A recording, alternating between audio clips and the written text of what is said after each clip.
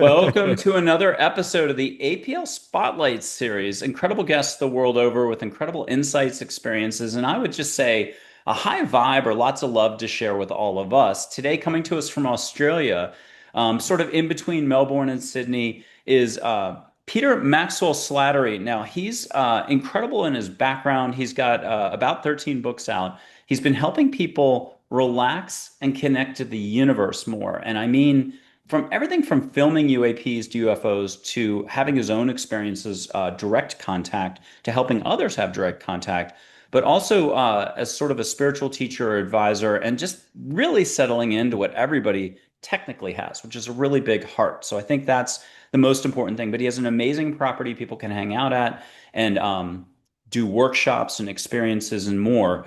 Peter, great to meet you, or Pete. Some people call you Pete. It's fantastic to meet you. You have a really high vibe, and I appreciate you being on the show. Likewise, Michael. Thank you for having me on. It's awesome.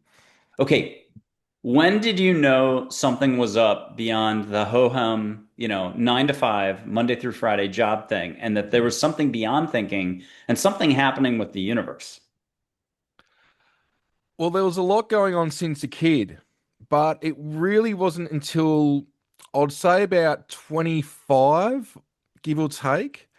Around that time, I was thrown on the evening news for filming anomalous things. I was also known as a paranormal investigator and getting called to help people out. But even though I'd been experiencing things since a child, it wasn't until we could say that moment with there's more to life than this, of doing things that I'm not wanting to do. Like, of course, we've got to work, things like that, but it was an aha moment of you could die any moment, meaning transition. We don't die per se, but just the layman's term of that, and make the best of each and every moment. And in that was a drive to assist others because there wasn't anyone, including me. I had no one to go to. I was contacting UFO organisations. Originally, I was contacting the Australian Air Services, and they didn't have a response. They said nothing's there, and there was a spate of sightings. So it was something that even now drives me to do what I do, is going back to those earlier times of I didn't have anyone. Now, there's also boundaries that you've got to have with this. It doesn't mean that you can completely be of service to others and let yourself go by the wayside. Because, as I say, you've got to look after number one first so you can give 100% to everyone else. But yeah, it was around, and I'm 42 now. So basically, from that point, I was thrown on mainstream media. It wasn't something I was asking for, I was even looking for. It was just we could say, part of the journey it's been. So yeah, it's been a while. Well, look, your books are very fun to look at. People should check out Amazon. I believe you've got them going back all the way to like 2013, 2014, 2017, 19. You reissued them and so on. But um, also you channel, and I should have mentioned that at the very front end. There's a light being named Shiji who's just one of your top, I would say, areas where you relay information to humanity. And your books cover everything from awakening to ascension to what I'll call the rainbow light body. I think there's a little nuance there. Rainbow Yeah. light or the rainbow body or the light body. There's a million ways to say it, and that's what I'm going to definitely get you talking about later. But so you've got a really wide, interesting assortment of books. Can you tell us a little bit about those? Yeah, we could say that they sort of go into three sections. One lot would be the Shiji material that actually goes into channeling from other intelligences. Now, I'm not one that's like Bashar or anything like that. Not that there's anything wrong with that, but the way that I operate was I'm very coherent and conscious with the contact. So I've been physically taken off world as well as in light body form, conscious form, which is sort of unique, though I think it happens with a lot of people unbeknownst to them in some sense. So, because of that, I wanted to bring through coherent information with, we could say, higher knowledge in a way that could be digested by anybody in a linear way. So, the Shiji material really does that. The other lot of books, which would be four books on my personal experiences. And then there's another lot of books which are what we could say spiritual teachings, which has got to do with connecting with spirit guides, which really I say that's bait for connecting with the higher self and source. Also, information on initiating contact, otherwise known as CE5, as well as self mastery, different disciplines to do with self mastery, and also Ascension and the rainbow body. So it's sort of three channeled information, my own personal experiences, and then the spiritual teachings and information. Hmm. All right, let's go on a tangent real quick. Um, What was one of the fondest memories looking back where you've had an interaction? It could have been dream time with an angel, it could have been Shiji right in front of you, physically on your property. Can you just name a moment that you still like chuckle about? You could have reacted because you were still new to it and you were like, whoa, but then you settled down. What would you want to share with us that was a fond memory? I would say it's actually something more recent, believe it or not. And I allude to this in a couple of books. So a couple of years ago, it would be around 2 years ago. Don't quote me, but it was at the start of the year time frame. And I I woke in a dream. Now, this dream, what had occurred was it was black everywhere. There was rainbow ribbons of rainbow light, like I was in a sea of rainbow energy. Now, there was this figure appear with a white beard and white long hair, a golden chest piece, and a white robe and a staff. And through telepathic communication, it was relaying to me to think of somewhere and we'll appear there. And it's like, you know this. And it was sort of forceful with it as well, not controlling, but like it sort of poking me along, going, come on, you remember how to do this. So I started to think of places on and off world, and instantly we would appear there. And all of a sudden, after let's say 15, 20 seconds, give or take, we appear back where we were, but this time there's a golden paved walkway going to a golden temple complex. And we walk into this temple, and there's other saints, sages, and masters that look surprised, more so with who is with me rather than myself, but they were sort of taken aback. And all of a sudden, I now physically wake in this waking world like I'm talking to you now, and there is a levitating golden tablet in my bedroom with my room lit up and script on it that started to flicker as rainbow energy came from it onto my consciousness, and I screamed.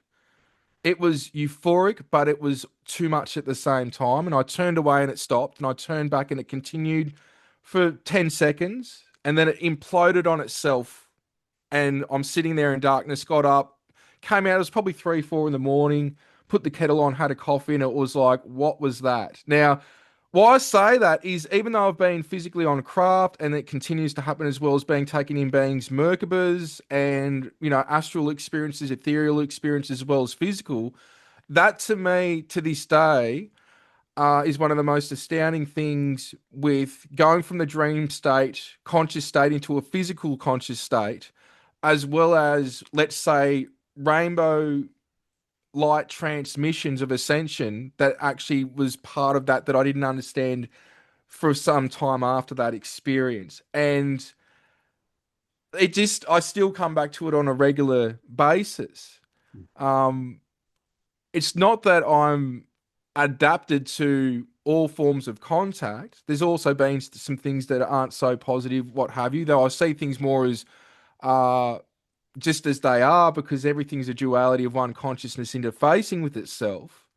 But that, yeah, is still pretty full on to think about. And even people have come here and they've walked in that space and they go, the energy in this space is absolutely off the scales. Because, when you show them the reference and it was here and this is how it happened and they integrate it, it's like that energy's imprinted in that space, which I'm sure it is to some extent. So, yeah, that would be sort of one sort of what the moment. I love it. Well, I'm going to ask you questions about that in a second, but it'll be Yeah. sort of from a fourth grade perspective. Like I want to ask about the rainbow light. I'm going to get to it in 1 second. I want to go off on the very first time I saw an aura or a light, I think I was watching HBO. Celestine Prophecy was on the movie. And they're doing this with the Band of Brothers actor. I think it's an NCIS actress showing him how to see his light against the jungle. And I'm confident, cocky. I have no idea if this is the beginning of one of the beginnings of the rabbit hole. But I just do this and I see white light everywhere. But I spent 10 minutes in my kitchen like a fish in a fishbowl, goldfish in a fishbowl, circling, yelling out loud. No one was home. I was like, what did I just see? What did I just see? And it took me about 10 minutes to recover.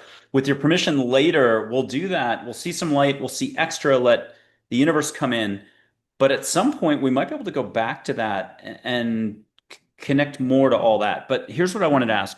The book, the symbols, is there any way you can put definition on that? And was it galactic coding? Was it symbols, light symbols? Do you have a way you try to describe it or no way, Jose? Not even I gonna. would say I've had some stuff sent to me that's similar that some surmise may be angelic script. It's very much between what I'll describe as Hebrew and Sanskrit. Oh, Not either one, but it would be between those two. A similar incident over a decade ago when I was teleported by an Elohim that turned into a column of light back into orbit and it engulfed me and teleported me actually to three locations physically off world. There was one place I was taken to in Sigma Orionis where it was a rock stone circle structure that I was taken into. The sky was like a pinkish purple, but what was appearing above the stone structure was very similar symbols structured from light, like as if the whole dome had electric light over it, and these symbols phasing in and out. That the way it was explained to me was that in this case, for a certain reason, I actually physically had to be at this location to receive this information. Not that that's always the case. In that case, it was. But yeah, some people I've spoken to believe that it's possibly angelic. I think uh, it possibly is, but I just haven't had it relayed to me in that way where I'm just sort of like I don't know unless even if I've been told how do you know it's 100%, but you've got to follow that intuition. But it's very similar, like let's say you've got light language. To me light language would be like the one language that everybody can understand, where star language would be a subset of that. It still operates the same way that you hear it and you're observing feelings, impressions, visions. It's very much like that with the symbols because in a lot of cases they're books or packets of information uh, being integrated just either from the visual or the vibration of what it is that you're observing. another dynamic here. Day to day human life, what have you pulled out of all this just as a reminder to yourself and how you interact with others? Is it just kindness and love and keeping it slow and enjoying each moment as it comes? How would you, in your words, what's a quick takeaway from all this? What's the fruit in each experience? What's the fruit? What the litmus test for me, not just with interactions or information, but with what our actions are and what we're doing, is how does what's happening help you be a better person, be of service, and bring love into your life? It's very simple. I think if from my experience, if I use that as a litmus test with the beings, with what I'm doing with interactions, how I'm leaving somebody, am I leaving them better than what they were than when they came to me? There's many different ways that you could look at this, and of course, it's about the observer as well and who's perceiving what. But that's what the come down would be to it. The rainbow light. I want to go back to that first, sharing the experience. Do you mind just describing a little bit of the rainbow light? And you've had a lot of experiences with rainbow light since. There's also the rainbow light body, blah, blah, blah. How do you want to try to put this to the audience? I'll put it to the audience like this. So I have been having interactions with beings of rainbow light. I'd say probably now would be going on about 13 years, give or take, something like that. Now, what I wasn't aware of was that this is sort of an occurring thing that happens for a lot of people. Not let's say a huge amount, but for a lot. Now, there was an experience with a regression. I've only had three or four done. I didn't really need them. It was, as they said, because what happened in the first regression with Mary Rodwell was the beings took over and started speaking through me, and they were basically saying that I'm stubborn. But in that, there was a being that turned into rainbow light, and I'd had experiences again when I was taken to Orion with rainbow light beings. Now they can come in like a silhouette form of a humanoid, like a human shadow sort of shape of rainbow light. Predominantly, what I see is a ring of rainbow energy, 360 degree. Sometimes it's clear, or it's like a watery effect in the middle, or it's white light in the middle, and it's just emanating sort of just ribbons of rainbow light. Sometimes it's just a 360 degree rainbow energy purely in and of itself, like that, or even a column. Now, what got me down the track was and I still can't tell you how I came across this, was Namkai Norbu, who's a Tibetan Dzogchen master who's no longer with us, which is the perfection body, the perfect body, rainbow body teachings, the Ascension body. Now, I've done a lot of work within this in terms of even over the last 15 years, I've done about 7.5 years of 8 to 12 hours a day remote viewing and meditation. I don't think that this is what everyone needs to do. It's about each person's journey, but I've also learned and worked with a lot of different master teachers and teachers in different areas. So I could glean tools to best suit those that I come across. And because everyone's got their own thing, but in the Dzogchen teachings, Namkai Norbu talks about the rainbow body teachings being taught in 13 star systems. Now, this is sort of where we could say in some way I've been ahead of others, and it's not about ego, but let's say when you're on television to 2 million people and you say they're multidimensional and they're like ghosts, some of them, and they're looking at you like, has this guy completely lost his mind? And now it's coming back that they're looking at this perspective on a mainstream way, as well as with the, let's say, the Pentagon. I've had people in governments and what have you come to me and talk about this type of stuff because I do talk about how the crafts can land on you like an apparition, like a ghost, and you're not really going anywhere in some cases. They're resonating with your pineal gland. Now you're on board the craft. They can resonate with your frequency and pull you on board the craft physically, or your consciousness, or put the consciousness in an avatar. Now, why this comes down to the rainbow body teachings as well is the advanced ascended intelligences. They could either be uh, meditating on another planetary body in another star system and bilocate and project the physical form in front of you, or even we could say bilocate or actually teleport in their Merkaba, because the one thing that I'm delving into the last few years that from my awareness no one else is, and it's only because of my experience with a being called Penke from Orion that's gone from a physical form, ignited the Merkaba, which is not just an astral or non-physical thing. This is physically.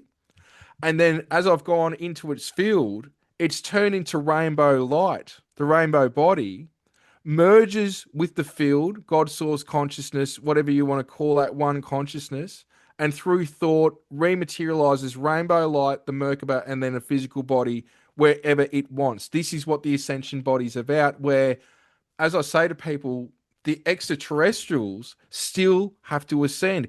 Even if it's light or it's matter, a light being, they still haven't ascended to states of a vibratorial state that surpasses light, because light comes from vibration and vibration comes from consciousness. And it's not about belittling or this, that, the other. We all lose that to refine that and realize that well, that all along. But the rainbow body teachings, we could say, put things into perspective of attachments, of discipline, of judgment, of compassion, and of love, because depending on how you want to go about the rainbow body, because there's different ways that even the Tibetans go about this, from sitting in a room with a rainbow painted on the walls meditating, to looking at Padmasambhava, who's the lotus born master that brought some of the rainbow body teachings, to thinking loving thoughts for over a decade, to many other techniques, include techniques that I go through. There is a way with this that it's not one path, but what's a byproduct is shedding the physical form to where the body can dissolve into ash and you're left with hair and nails, to where you can actually fully ignite the body into rainbow light and have nothing of that left, or even a body that shrinks to the size of a baby and looks quite youthful in terms of the skin. It's not really decomposing or anything that's normal. And Father V. Tizo, who actually was sent there from the Institute of Noetic Science to Tibet to look at this, goes through a lot of this material in his own stuff as well. But it brings into perspective of not just, all right, what happens after this existence? Are ghosts, if we want to look at that from that terminology, is that real? Is the paranormal real? Is UFO real? Because what it comes down to is it's all real, including physical extraterrestrials, extraterrestrials in other frequencies, just like we've got ultra terrestrials, which are beings in high frequencies overlapping the Earth.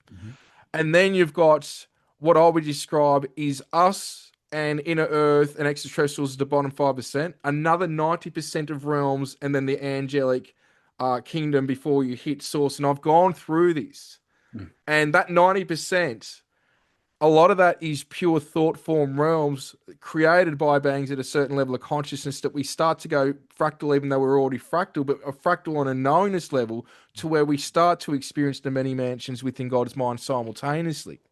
And so this is why a lot of the extraterrestrial area starts to become blasé, because not only it's again not belittling, not only is it sort of like a stepping stone to what I've just described to you, but you start to realize, like I did years ago, they're going through the ascension process too. They're not there yet. They may be, let's say, accessing a higher level of consciousness. They may have access to what seems is more advanced technologies, but it's the inner technology of our essence that bypasses any form of physical technology. And to access that is through love, is through compassion, is through non-judgment, and actually embodying that consciousness we're all a part of, which is unbounded in not only what it can experience, but what it's capable of doing and manifesting. Ooh, Peter, that's big. Good point. And maybe later we'll have Chogyam Trungpa Rinpoche on the dance card with a few angels and a light being or something That to would be go back and forth with. Yeah. Um, okay. I wanted to ask you about your background before any of this happened. Uni or university, um, profession, anything. How would you describe it though from today, looking back? What prepared you for this, or did everything you did before this totally didn't prepare you, but it got it out of your system because you're really well spoken about it? It depends on perspective. So I was somebody that left school, I think it was the third week of year 11. I was a drummer in a lot of bands, originally playing guitar when I was younger. I did about, I couldn't even tell you, but it was over 10 albums as sort of rap rock music, where I was playing the drums, the guitar, the bass, everything like that. I was top 10 on the mp3.com.au charts for about 4 years. I tried to make a go of that, but while doing all that, I was doing jobs like janitor work. Even up until around 2016, 17, don't quote me. I was even working at a uh, at a facility where I was doing like gardening. It was sort of like a mainstream retail place in Melbourne at the time. But I'd done a lot of work, mainly being a janitor at different places, even if it was like the Albury City Council, different facilities that they had around there, because it was sort of outsourced to another company. So they'd get me doing that, or different schools and things like that. I'm somebody that was just always an early riser, so I'd get up and just smash that out, and then spend my days doing whatever I wanted to within that.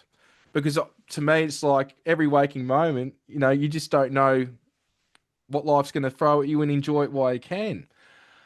So I was brought up in Albury, which is on the border of New South Wales and Victoria.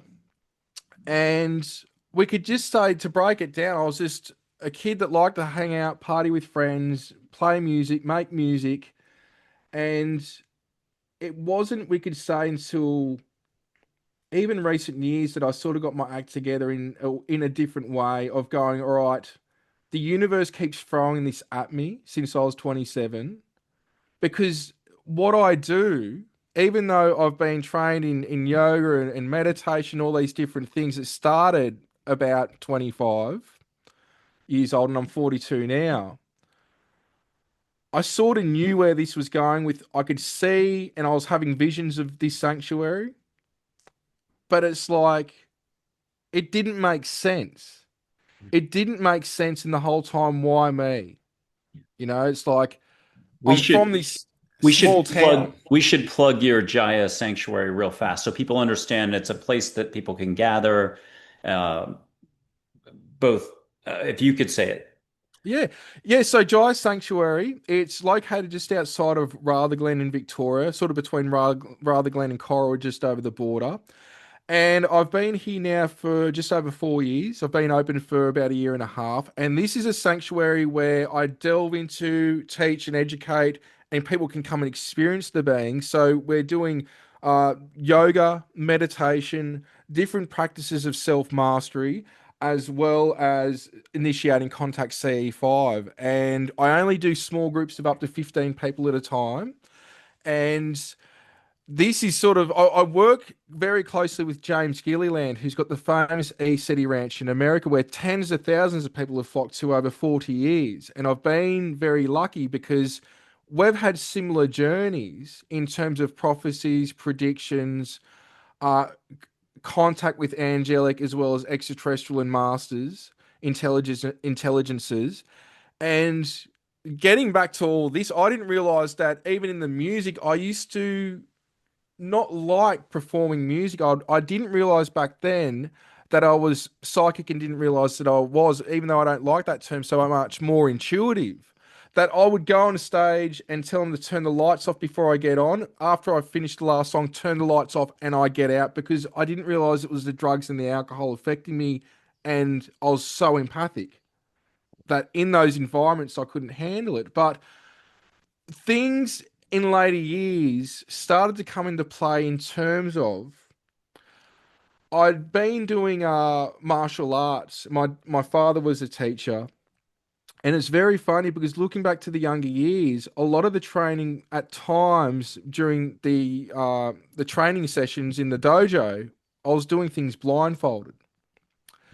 I was also doing things with my brother and stepbrother and sister playing a game called Blind Man's Bluff, where everyone, it's like hide and go seek, but one person is blindfolded and they got to go and find other people. And funny enough, today, all the practices that I do, a majority of the time, are blindfolded and earplugged. So I've carried that with me, but not understanding again, like I realize with a lot of people that come to me, they're intuitive psychics, however you want to use either word, and they haven't been educated on that. And because of that, like with myself, I was seeing spirits. I've been having experiences with extraterrestrials. Well, actually, these are transdimensional intelligences called the Guardians since about eight, but there's a few vague, solid things before that, but vague in terms of what the experiences were particularly about. And so my thing was like, I was a drifter. It didn't fit in. I left a lot of jobs just because I was purely just bored. And I'm like, what's this actually serving? Now, it's not to belittle that I was a janitor. Mhm. Each job has its purpose, but I wasn't feeling fulfilled within my heart space.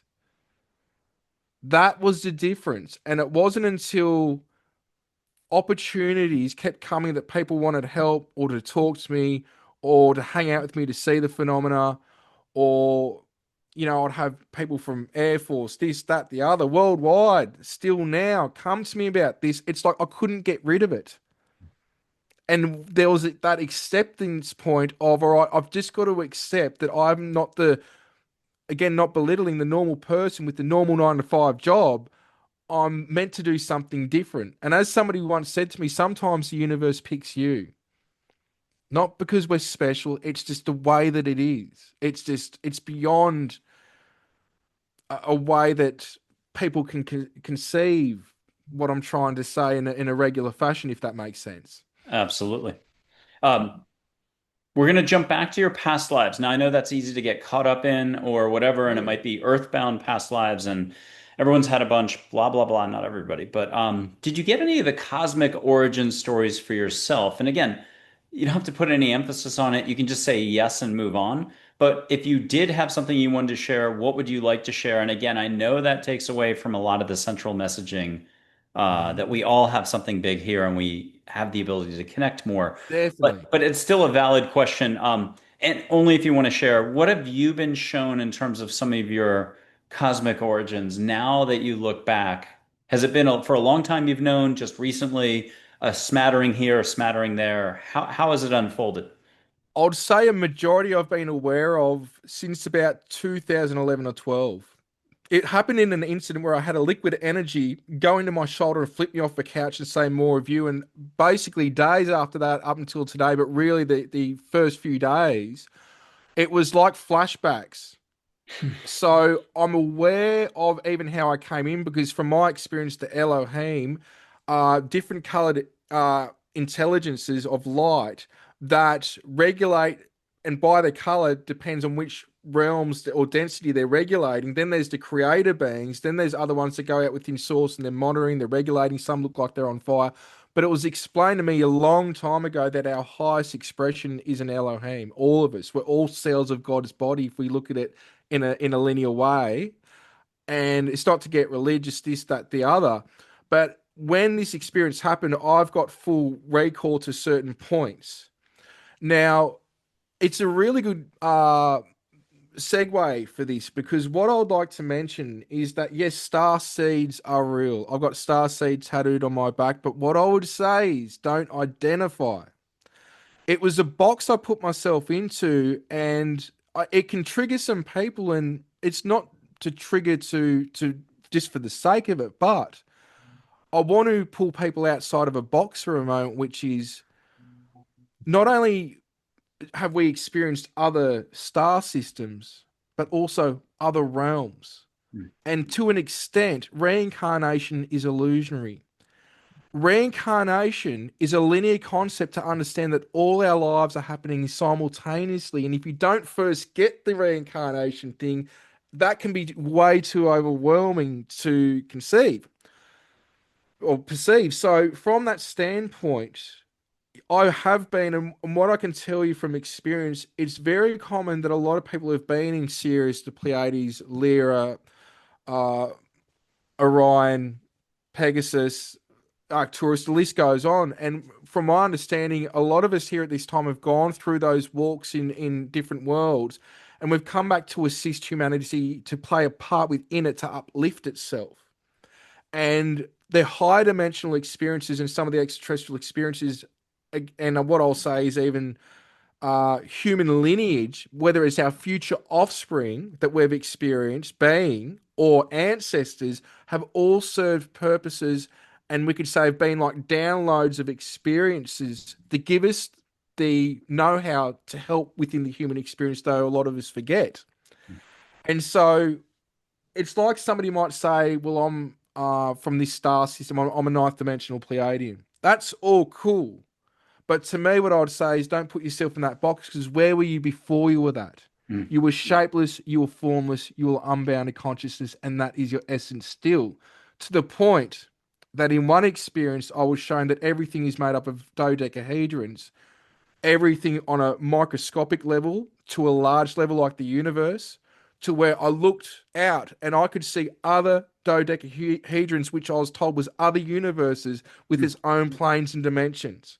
And I had to stop there because I was like, all right, if this is God, this universe with its planes and dimensions and we're all within it, where did all that come from? Not just a question, where did this universe, where did this God come from? Where did this source come from? But now, where did all them other ones come from? So, what it does to me is it shows me how big and beautiful. I would call that like it's a stupid terminology. Would say like a super god source creator, whatever you want to. I don't know what to call it, but it shows me how big and beautiful this universe either or all the universes are. So I don't. I try not to play an identification game to a certain point because what was happening in the early days was, yeah, I was having experiences with Shiji telepathy to start off with. Then there was these beings that look like greys, but they're white, and their skin's like cigarette ash. They're actually white light beings. They were projecting that form. And then all of a sudden, the Elohims coming, which were blue orbs originally, and then feline beings and other things. And I was having a crisis, like I spoke to once with James Gilliland about, like, what's going on? It's like, people aren't going to believe, let alone what I'm experiencing, let alone the vast amounts of intelligences, not just psychically, Mm. but physically. And as he said, well, you're actually tapped into reality more than anyone else. So this is actually normal.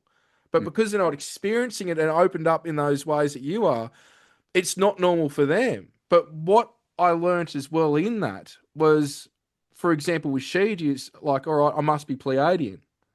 And then I had a band called Patma come in from Sirius, and they're like, well, what's going on now? And then I realized I've got a Sirius connection. And then it goes on and on and on. So uh, there's a lot of, when that experience happened, when the liquid energy coming upon me and into me and flipping me off the couch, there's a lot that's came with that. But there's also a lot what I experience with people that the brain can't decode. So I think that a lot of information is made up information that's symbolic because the human brain operating at 75%, whatever it is now they're saying, it just can't uh, decode the actual whatever it is, which is okay. We're all in that boat together, but it shows again how big and beautiful the universe is, Michael. Let's take some fun steps. Just whatever. Oh, I'm getting ear pressure. Whatever you want to call it, multisensory. And for the audience who's watched the show before, I'll blow lit sage. I can show my light, but very quickly, once you see it, ask angels, light beings to come in, and people get objects in the field. It'll be vortices, flowers. Two people got phoenixes. A running buffalo was the wildest. And hummingbirds, light, just flowers, something. But we'll do some maybe angels, light beings, eyes open, eyes closed, whichever, just to switch gears here. And any relaying of basic, gentle, loving reminders for us all would be wonderful. I've got to remember what I'm doing next. I'm going to grab a Bic lighter. I'm going to grab sage and a red-tailed hawk feather. And I light this. And what am I supposed to tell everybody? So whether you're in Berlin, Christchurch, Peru, whatever, and it's 2031 the year. It doesn't matter. Time and space isn't what you think it is. It's not about thinking, it's about less thinking. I'm going to light this. You can smell it. But why settle for ho hum? Not that sage isn't amazing. You can ask for flowers. And so once you get it, close your eyes, ask for flowers. And if you want to get that rainbow light on your eyelids, let's go for big, go for broke. Ask for rainbow light. Your angels and your guides are right there. They're with you 100% of the time. No judging. That's too easy. We do that all the time. So I'm lighting some sage. And Peter, you're ready in Australia. We already did this before the show for people to know. Yeah, I'm ready, mate. But I Let's do forgot it. to mention the aura thing, and I forgot to do it. I forget everything, and I think we'll be fine. So I'm just lighting the sage, and some people taste it right away. It might be just a campfire smell. Let me get the smoke going. Peter, what are you catching down under? A little bit of sage, a little bit of flowers. Anybody needs help, breathe through the mouth, shoulders up and down. Breathing counts if you're a professional nose breather, do it through the nose, I'm whatever. getting like the campfire smell. I'm getting a little bit of Kuan Yin's energy coming through. Good. And if you'll close your eyes and get a surprising symbol, light, something cool and groovy, you'll know what it is. They know what it is. It's not, you can just say, got it. Unless you want to really share, it's okay. Did you get it? Yeah, it's joy. It's Oh, joy. Yeah, the message of joy. I love We it. had joy come in before it as well. Yeah, and we did take some steps before the show. Now I said, oh, with your permission, everyone gets a dad joke, and I'm just going to do that Celestine prophecy thing, but in India, they do it this way, and it's going to be awkward because I got to stand. But here's the dad joke first. Where in a hospital is the worst place to play hide and seek? Where? In the ICU. Okay, so this is the background, but blue sky is number one, and a black sweatshirt, or if you do it individually, two people can put a finger out and be half the glow stick and see your light flowing, or you can do your whole hand, you can do your whole body. You don't have to put your hands up. You can do the entire distance of a shopping store, like a Walmart, Target in America. You can see that light the whole way. I mean, you just feel it without seeing the light, but it's not as pretty. Okay, here's the light thing again, whatever I'm trying to say in English. Just see a little filament of light in a second. It'll be gold, green, yellow, whatever, rainbow light. What are you seeing, Peter? I'm seeing like this it's like a halo, but it's like a see-through halo. Okay, I'm gonna go bigger, wider. Let's blame angels. Don't blame Canada. Let all the angels and light beings come in and make something bigger. Breathe through the mouth. Hand off the face if it's okay. Allow at home. What are you getting now? Yeah, it's still the same. It's like a see-through halo, but it's condensed with like ribbon, like a very fine rainbow spectrum in it. Oh my God, you're totally invited back on the show. But I already knew this before we got on because I looked at your background and I was like, oh my God, I'm so excited to talk to you. I've got to gush in one little way before we do one more like interactive exercise. Um, for years, I forgot I'm a little slow. I mean, I'm smart. I taught myself algebra and I took calculus in ninth grade, but I'm slow on the pickup on all this stuff. I'm really fast for teaching, but I was getting like I don't know. I drew it, and this is a really bad drawing, but tie-dye shapes. with rainbow light on my eyes, kind of taking over, eyes open, eyes closed for 10 years, and I forgot to ask anybody about it. Whoops. So I wanted to ask if that's vaguely familiar to you in any way, vibrating, like, I don't know how to say it, more diamond-like, rainbow light rippling. Have you ever gotten that? Yeah, I've actually had waking physical experience with friends where my entire environment is what you're describing, overlaid this reality. And there was a time in later years that I broke through. It actually became physical to me to where it wasn't now like an overlaying of this reality. And that is actually what I call the geometric light realms, the angelic kingdom. That Yeah. as you lock onto a frequency within it, you're now within one of the mansions and the certain realm, you could say. Uh, so it's very interesting that you described that. It was like a diamond, It but looked like a it's tie-dye shirt, living. but with bright colors, Yeah, and primary it's bright and fractal yeah, and rippling. it's living. And Yeah, I'm gonna put up probably four photographs, real photos. I was a very big dork and gave it the old American college try when I started seeing for the first time. I grabbed a camera, probably around 2010 or so. Um, so we'll do three individual angels, four archangels, three more are cropped, and they deserve attention, but they're the hardest names. Took me 2 years to learn Shamuel, Jophiel, and Zadkiel. Yeah. Okay, here's Joy. Let's just do something easy. She's like your cosmic ambassador, Joy, high vibe. Hey, if you don't mind catching a lot of love right now and a little reminder for us all, and get a big hug down your back as well. Breathe, breathe, breathe at home. People can treat her like a fireplace. What are you getting from Joy? the message of joy seems to be a big reminder for people to be aware of. I love it. And that's kind of a little taste of what we got before the show.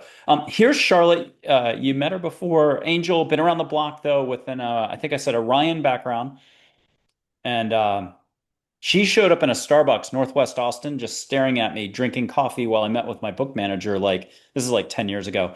And I asked the important questions, not who killed Kennedy or MLK, although that's coming out these days. I asked, do they drink the coffee when they're here in human form? And the answer is yes. So I thought that was kind of geeky. What are you getting from Charlotte? Get a big hug and get a really big compliment if you don't mind. You're not going to share the compliment out loud. Before you were going into it, I was getting that the message "We walk among you, we are among you," and I've actually got a message, very short video that I'm going to be mentioning that in the next few days.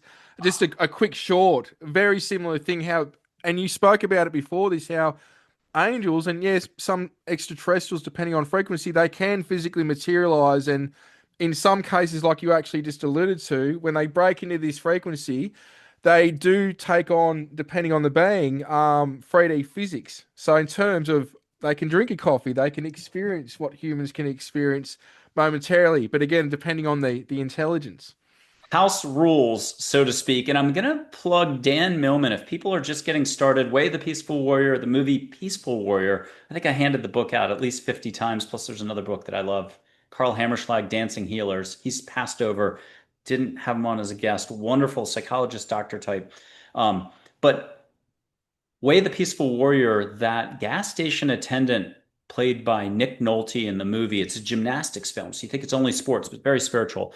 You can meet that angel. I know New World Library, the publishing house, has 19 different theories about who that character is, but it's an actual angel. Yeah, they can do stints here, is the way I'd describe it. I mean, you can't be surprised. Here's the next angel. It's an actual silhouette of an angel, very watery, Pacific Princess Min is the easiest way to say it. Mother Hawaii type and a Sirius background, Sirius. My guardian angel, 80,000 other people's guardian angel. What are you getting for her? And if you don't mind catching something oceany as well beyond words so that you're like, ah, I feel like I just got back from vacation. It's like what I would describe as just for a moment, just bathe in goddess energy. Let the feminine just sort of just bathe in this goddess feminine energy, which I'd say also would be part of what some would describe as the House of Mary, that encompasses different goddesses and feminine energies from many worlds, not just local. But I was getting it's almost like a hug, just a feminine hug. I'll put up the four archangels in what I call rainbow pie slice format, but I was sitting on a couch again, this is like 10 years ago. My first house in Austin, we're in the third house down in San Antonio now. And I heard go outside and take a photo. It's nighttime and I'm supposed to shoot over the house. And again, you're the pro on this, but I did not fight it, which was thank God for that. So I didn't see anything, but I got this shot. It's all the archangels, and the little guy is Metatron in the back. Um, and why don't we do them for the archangels since I just brought this up randomly? What are you getting from the whole crew? And if you don't mind catching a lot of rainbow light and a lot more. There's what I would describe with this would be, let me try and linearize this. This is awesome. This is so much fun having you on. So thank you. It seems to be a lot of people are going through a rediscovering phase of who they are. And it's within that journey to be okay that it's not okay. Some things aren't okay. But in that is making the changes to make it okay. Mm. But there's, as I've said a lot of times, and it dovetails on that message, there are blessings in burdens. So it's all about, seeing the cup half full or half empty. But and it seems to be big for a lot of people that I'm coming across to going through, especially recently, a huge rediscovering phase. Yep. Well, and I love that cup full, half empty thing because I always say now for a long time, since maybe 2010, it's full, it's overflowing. There's rainbow light coming out of it all over the water, plus a monsoon with rainbow light waterfall coming down, hitting that glass, and blah. And I better mention one other thing. I'll say this now, but people can take an interdimensional timeout and have a trip for 5 to 10 minutes sitting like this, where it's really 20 minutes over there, but it could be ancient Egypt, Tibet, India, normal Earth places, Akashic records, or off world, and you're guided 100% by angels. So maybe after the show, we'll talk about that or do something, whatever. And then the next time you're on, we can maybe people can go surfing in Hawaii. You don't need to know how to swim or surf. It's just incredible, great way to meet your guardian angel. Um, I wanted to do one more different thing. Is it okay? Can we have Shiji come in or another one of your favorites just come in randomly right now with another reminder for us all? Yeah, bring it. I can see. Who's which person wants to come in? I'm getting Shiji straight up. For a Okay. lot of people, it might even be if they get visual or pink energy. Ooh.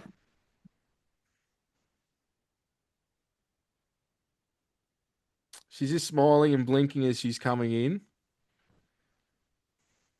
And you're getting pink in the cheek now. Am I Yeah, interesting? it's your Yeah. face is getting color. This is good. Yeah. So the way I would explain this, a very simplistic message is it's all in the light. Hmm. It's all in the light. So in the light, again, it's not the highest frequency because from the nothingness comes the light. But as you go into the light and you merge with the light, you've got access to all because it's a fractal aspect of all that is, just like matter is. So the way I'd explain this is everything is consciousness and awareness, which goes into a vibratorial state. Vibration, sound creates light, light creates matter. And we've actually got some scientific evidence now on this to where at certain frequencies we start to see light. And even now they've smashed two photons together, creating matter momentarily. So we're starting to see the science, but in that light, and what I was getting with that, even a meditation intention on light, doesn't matter what color, but even we could say visualizing light, and then there's this place almost that can start to daydream the way it's coming through from her. You start to merge with it and just be. Hmm. And the way I would explain that is when you hit that space, questions subside because the questions just seem to you already know. Hmm. It's the human brain with its racing and this, that, the other, and understanding that it thinks it needs it, but in that space, that silence is where we're all magical. And this is a quote I use a lot from India, and people have heard it before, but I'll do it real fast. We'll put up Chogyam Trungpa's photo. Um, He said he wanted his younger self. And back when I first met him, I'm like, hey, that's a mouthful. What can Americans call you? And because I'm a complete dork about this. And he was like, call me Gentle Frank. But this is Chogyam Trungpa Rinpoche, and we'll do him in a second. But here's that quote. A mind that is fast is sick. A mind that is slow is sound. A mind that is still is divine. And I thought that was what you just told That's us. perfect. Yeah. So here's Chogyam Trungpa, and if you don't mind, if you do close your eyes, see a Tibetan wheel or be up on the mountaintop with him looking at a valley or a beautiful view. If your eyes are open, just hear something beautiful from him as a reminder. I know he fled, what am I supposed to say? Tibet for India, I think just before the Dalai Lama did.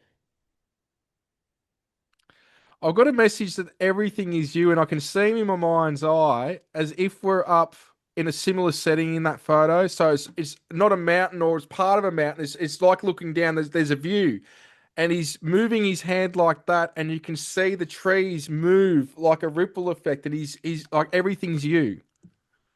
Ah, this is too much fun. Okay. Yeah. Um, I'm gonna put up those four rainbow pie slice things because it's Michael, Gabriel, Raphael, Uriel, just a different way. My book cover is these two, and they look different. So, like, what I'm trying to say is there's no one way with the photos. It doesn't matter. But I do want to show the two since I yabbed about it. Here's Min, the silhouette one, who's oceany, is higher up in the whiter one, and the blue is blue. It's Charlotte, and you can see faces in there. If you do get something private and get a beautiful vibrationary kind of compliment beyond words and nothing to share, but just say, got it. I've got it. Yeah. Good. Okay. So thank you for your patience on everything. Here's the rainbow pie slices. Michael, Gabriel, Raphael, Uriel. It doesn't matter who's who. You can hear them in unison or individually. But if you don't mind putting your hand out like you're getting 50 euro, off to the side or out in front of you, off camera is fine. Allow a lot of light to come in, and you can have your cheerleaders pile on as well. Feel all the light in the universe come in on your hand. And you can either bring it into your heart for an extra big hug. You can just have it go through your arm into your quantum field, your light body, your rainbow light. Your call, whichever way you want to do this. And then if you don't mind some words for the audience, I totally forgot. Whoops. Yeah, no, it's I would explain this as in faith is what appears to be miracles, Mm. but it already is. It's just the faith that unravels it. Kuan Yin. You like Kuan Yin, yes? Yeah, she's quite a frequent visitor of mine. Okay, I only have her in statue form, but it'll work, and then you already have your own existing connection. Here she is another way. Can you a mantra, a mudra, a reminder, a laughing, her laughter alone being like waterfall glass coming through, something beautiful, the tinkling, I don't know how to say it. Oh, and if you don't mind catching incense from like a Tibetan or Vietnamese or Indian Buddhist temple just 10 meters behind you, but have that incense come into your room so it's really peaceful. If you want to hear music as well, let me know which you're getting as a sensory physical. You getting I'm getting incense? some jazz. I'm getting some jasmine I smell. didn't do it. We're blaming Kuan Yin for sure on this, and we'll do Buddha next. But what does she have one way or the other, even though I know you're already plugged in full, what does she have as a reminder for everyone to walk a smoother path, laugh more? It's something I tell everyone that she is like a girlfriend that you can meditate and vent to. But there's always the message for everyone when I do my appointments and just in general when she comes through, even at the sanctuary, to enjoy the freedom that you've got. And that in that freedom, it's like we've all got what can appear as karmic resets, rebalancing going on. But yeah, she's there to assist with cutting cords, releasing the past, but she's also the goddess of compassion and protector of children. So it's like have joy, enjoy the freedom that you've got, but she's there to meditate and vent to and just like a girlfriend you can hang out with. Okay, and for Buddha, I'm walking through a department store for 2 years. I'm thinking Buddha's going to be a really big deal to meet, so I'm making too big of a deal. I'm attached to the idea of it. So a cardboard sign hanging above the book section started talking to me, and it was Buddha, and I didn't freak out and run out of the store. But this is the symbolism I use for Buddha. But if you don't mind allowing golden flecks of light to come in or any which way that you do it, here's Buddha one way. And allow. But if you don't mind closing your eyes on this one and have the direct, you might get symbols, you might get just golden light or ripples down your back, or you're already in the flow. Getting a message of just all is a reflection.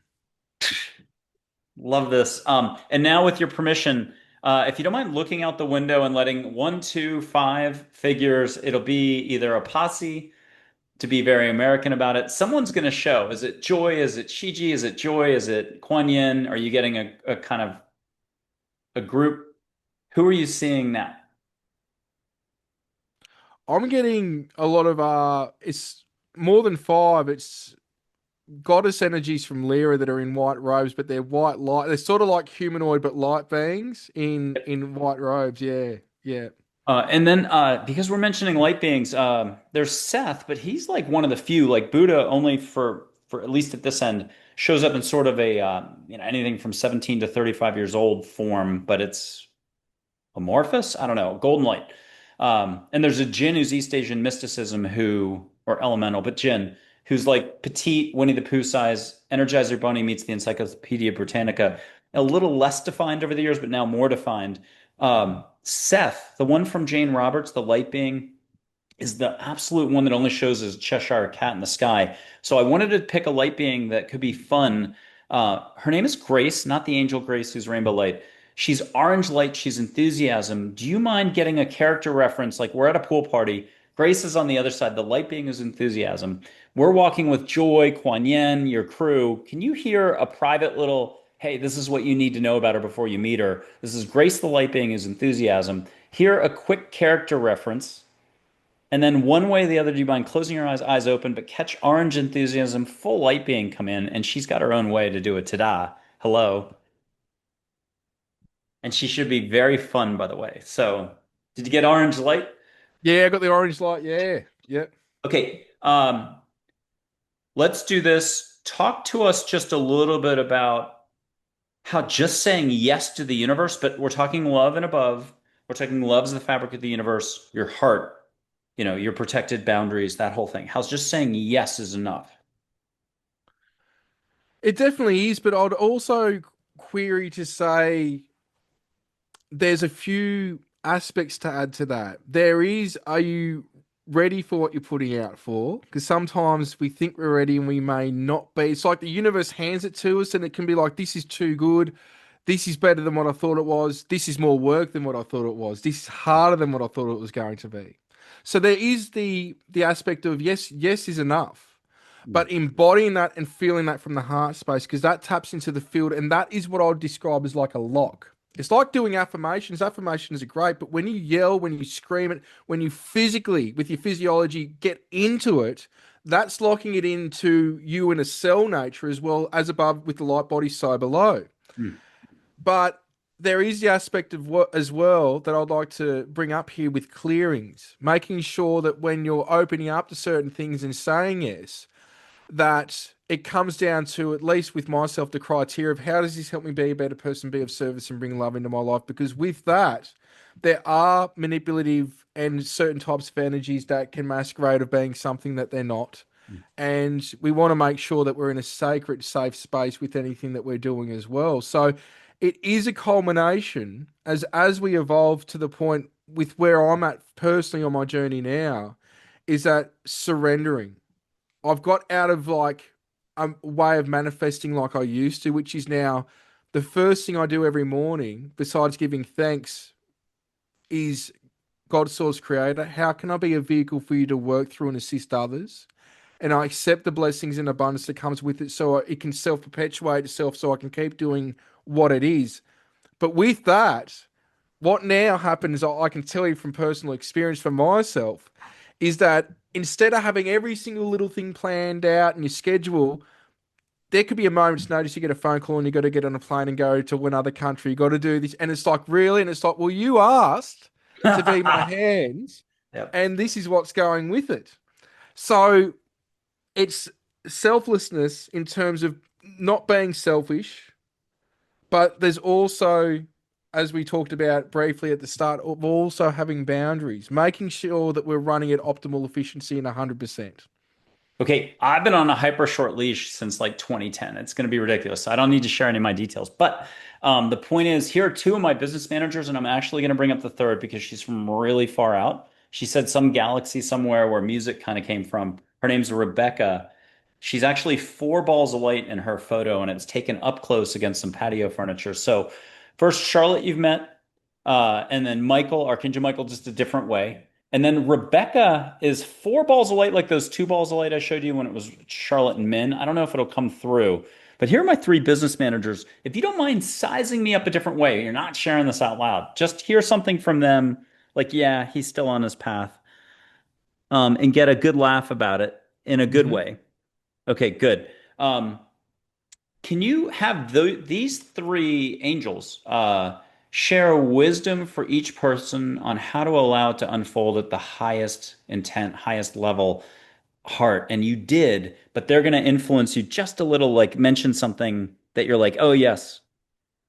I'll describe it as passion is purpose, but in that is a need of surrendering because they bring up an analogy that I use with other people, and let me explain this. So let's say you're in a car and you're going to the supermarket, and one day there's roadworks and there's a detour. So you take the detour and you've never seen, let's say you've been driving this route for like 10 years, and you're going to do it from now on. Why? Because you actually got where you need to go 2 minutes quicker. Sometimes a detour can seem like it's all going to crap, but sometimes that detour can be exactly getting you where you need to be, when you need to be there, and it wouldn't have happened unless there was that detour. Again, it comes down to blessings and burdens. Oh, it's a burden. I can't use this road and get straight to the supermarket. The blessing is you take the detour, you realize, hey, this is actually better than the path I've been going for so long, and it was left of field. It wasn't what I was expecting. So the surrendering of it's like with manifestation. What happens is a lot of people do this. Come here, but it's got to be under this pretense, this way it's got to manifest, this is how it's got to operate. As long as we set the intention, and again, we clear the space, because I clear around all projects, all things that I'm doing, and just making sure that the highest outcome for all involved, as well as no negative influences involved with anything going on. What that now does is goes, all right, I've left it in God's hands. I've set the intention, and this is where the faith that was relayed before comes into play. Because in that faith, there is going to be every test available. But as you come into that other side of the results from the faith, you learn these jewels of wisdom and these strengths and things that you didn't know you were capable of until after the fact. These things bring out the self mastery within one, but it also brings out jewels for one to share with others because they released and found these jewels through, again, what seems to be burdens, but ended up being blessings. Beautiful. I'm gonna show one random photo of a Jamie. She's my photography angel, Secret Service agent, but I just describe her, I can't turn it too much, as a super dog with a cape. Um, Yep. and that's just a random photo, and we'll skip her for a second. What I wanted to do was just ask about, and I had it, and I'm going to go blank here. Um, oh, can I put my hand up in America? I'm in Texas, you're in Australia. And can we ask all the angels? I wanted to bring in a Carol who's Akashic Records. Oh, and I know what it was. I blanked. You mentioned Faith. There's a angel named Faith. She's yellow light. And there's a Hope who's peach colored. And if you don't mind allowing them to come in, those energies, love and above. Um, if you don't mind getting something amazing from archangels, light beings, we're going to do the hand, but we're not. And I've got a little ink on my thumb. If you could put your hand up or use all of you as a hand, whichever, Yeah. what are you first feeling just this way? It's like receive the light. Receive the light. I'm seeing rays. It's like source. It's like let that permeate and move through you. Let source work through you. It's coming back to sort of what I actually just said of getting up and allowing God to work through me. But in that, there is that like letting the light, which is your own light. It's actually Hmm. you. It's our essence work through us. It's conditioning. It's programming. It gives us the illusion that we're not in control. And yeah, there are circumstances that people are in, but these circumstances are like the analogy I'd use of, let's say, a fruit tree. You can cut that fruit tree like an orange tree right back and it looks like it's dead, but that next 2 years, when it comes back, it's basically just a ball of oranges. It's, it seems like it's been pruned back and it's nearly killed, but no, there's more fruit on the way. Let the light permeate, I love let this. it come through you. I did this, I think, before the show, but I'm going to whoosh three times. The whooshes won't be the same. We're going to invite those angels, light beings, the whole kit and caboodle to come in and do extra. And that'll probably be one of our last sensory acts. And my microphone's down below today. I'm going to blow. So I'll look dorky blowing down there. But here comes the first whoosh. It can be little, medium with you. It could be big. It's up to you. But if you don't mind catching rainbow glitter, rainbow light, or something rainbowy that's so extra, it's like a Skittles commercial in America. I don't know if that made sense in America and Australia down under, but rainbow light galore, if you don't mind, one way or the other. Okay, here it comes.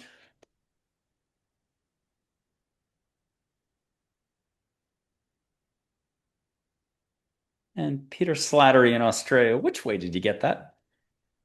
I just got an energy, just rainbow energy coming straight at me. Yeah. Okay, the second one, if people at home can just put their hands up, play it back. And I should have said the public service announcement first. What have you enjoyed about Peter's energy, enthusiasm, but I'm gonna say directed or guided, like spiritual teacher ready to go, and more. So please check out his books. Wide smattering of books on Amazon. You're going to quickly sort that out. His website's got them listed that way and organized as well.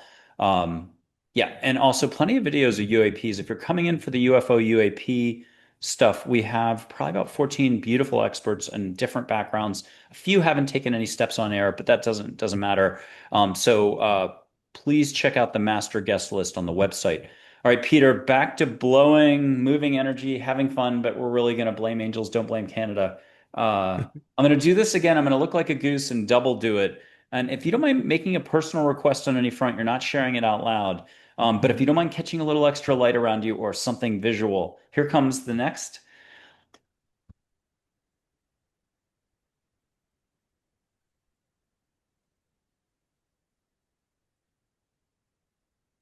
Cotton candy, ribbon, rainbows of light. What are you getting now?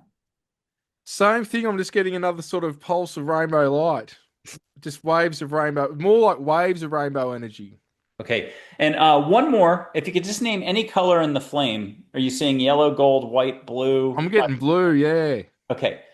You can ask angels actually and light beings. People can do this at home, play these over again. Take a shower, walk the dog, hug the dog. Thinking about hugging the dog is not hugging the dog. So they're up here or you're here, be here.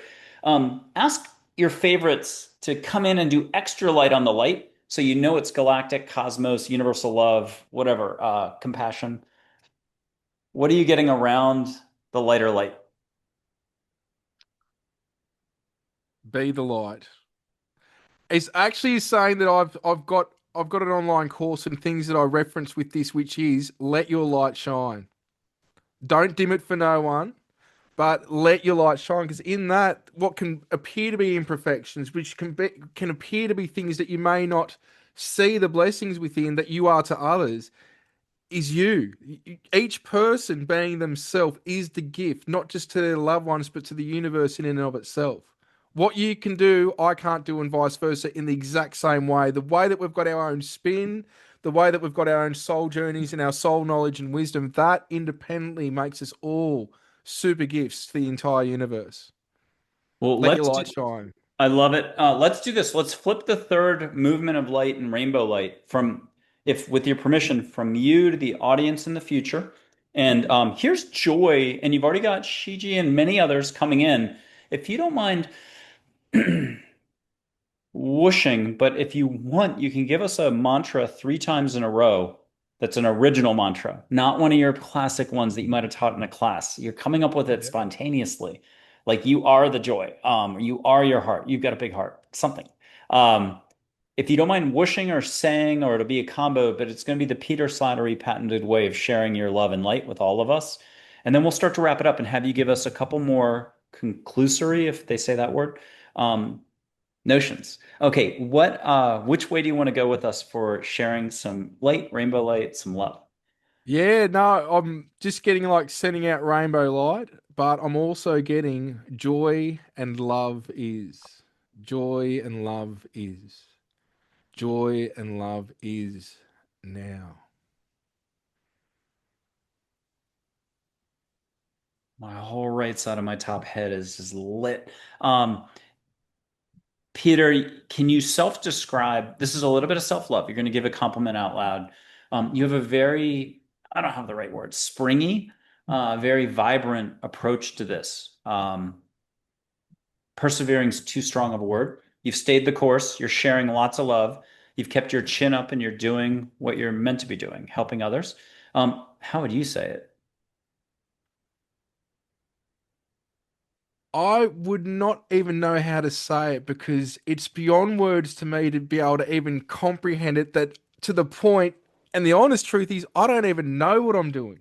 That's what I mean. When you get to a certain point where it doesn't mean you don't have goals and visions and things that you want to achieve and be able to do as projects and assist others, but it gets to a point where it's like, as soon as you think of the project or thing, it's all of a sudden manifested and you're doing it. It's like in with one thing and out with the next. So I wouldn't even know how to and it's not a cop out, it's just I wouldn't even know how to even explain this anymore. All right. Well, I have a final cherry on the sundae. If you don't mind cupping your hands off camera in your lap, wherever's comfortable, a desk, whatever, as if you had a butterfly in there, and just let me know when you're ready. And you can close your eyes, let all the light in the world come in. Rainbow light, the Pleiadians, the light beings, the angels, Elohim. I can't pronounce that word. All the big light beings and lots of love. But your hands are going to get vibratorily high and hot, not hot, but sparkly. And when you hear we're ready, you're going to open it like a book or a helicopter landing pad. It'll go from closed, you'll let the butterfly fly, but they're going to make an object out of light. And you'll see like a dragonfly, you'll see a rotating ruby, you'll see rainbow light. It could be any object. People have gotten all sorts of stuff. If it's meant to fly, though, follow it as it flies. If it's smushable, bring it into your heart later. Did you get, did you do your thing? Yeah, it looked like a DNA helix made of light, Okay. rainbow light going up. Well, you have rounded all the possible bases just about for the show. So I am so apologetic for only having met you like literally today. So you are such a good sport for doing everything, and you're already there, is how I'd say it. So no apologies at all. You've been a total delight and treat to have on. Peter, what's a final something? Is it about checking out your website? Is it just another reminder for people walking a smoother path ahead, not taking things so seriously? The ancient burden of self-importance, mankind's penchants for a lot of thinking. What would you like to leave us with as a sign off here? I would like to leave you with the concept and the thought and the idea that the times we're stepping into can be a bit of upheaval, but each and every person watching this, you are the light that is to ignite the light in others that will be coming to. That not everyone's where you're at. And in some cases, they may not be where you're at for quite some time. But you are the advisor to others. You're the one that can share a different perspective. And this is going to be needed more in these coming times and era. It's not that it's all doom and gloom, but we're going through an ascension process. And the analogy I use for this is like cymoscope, where you play a tone and there's geometry in the water. What happens when you hit the next key and the geometry changes? There's chaos between the two states. There has to be things left out of our frequency and seeped out and pulled out and let go as we ascend to new heights. And in that is the unknown. But in the unknown is where we create. In the unknown is where we thrive. In the unknown is where we connect to source in a way that we cannot perceive because you become a creator in that space. And it's from the higher self, the higher intelligence that works through us, that is already orchestrating the way. So don't think about what can we do, how are we going to go about this. Allow source, allow your high self to work through you and be that light to others. And also be willing to receive that light from others. Because even though some may seem not as advanced to you, if they're newcomers or they're coming to you for advice, they've got the same light that you came from within them. And be open to receive that as well. Peter, what a delight, what a treat you've been, and thank you so much for being on the show. No, it's my pleasure, Michael. Thank you for having me on. It's been a blast.